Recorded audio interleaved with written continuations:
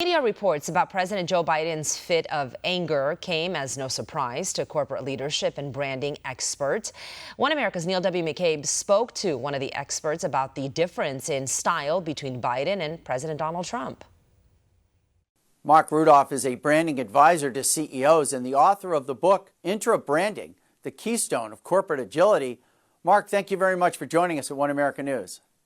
Good to be here. Mark, what was your reaction when you heard media reports that President Joe Biden is maybe not the nicest boss? And when people talk about anger management, anger seems to be his management style, Mark. Well, it was no surprise to me because 2.5 years ago, and before he entered the Oval Office, I proclaimed publicly that Joe's an angry man. And the reason is that he knows that we know that he was not elected. He was installed like software.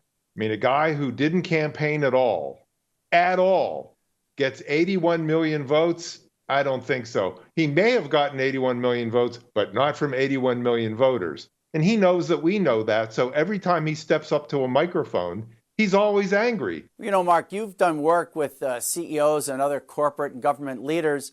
When you look at, say, President Donald Trump and compare him with President Joe Biden, I believe in the past you referred to Trump as a leader, but Biden as a ruler. Can you sort of delineate that difference?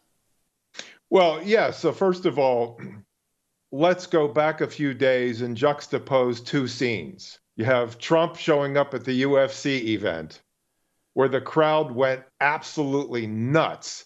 One of the fighters actually jumped out of the cage to shake Trump's hand. Why? They love him. He's a leader. He's a fighter. Then you saw Joe Biden on the beach in Delaware. Nobody even came up to the guy. And he's the sitting president of the United States. He was walking around in that doddering way he does, and nobody even said hello. So what I said 2.5 years ago is that because Biden is not a leader and has no followers, the only way he's going to accomplish anything is through brute force, through edict, through fiat, because he can't persuade anybody to do anything. Mark Rudolph, thank you very much for joining us at One America News. My pleasure. For all our viewers asking where One America News is heading in the future, we would like to introduce you to OAN Live. OAN Live is the best way to stay up to date on all of the hard-hitting, straight-shooting, national and international headlines.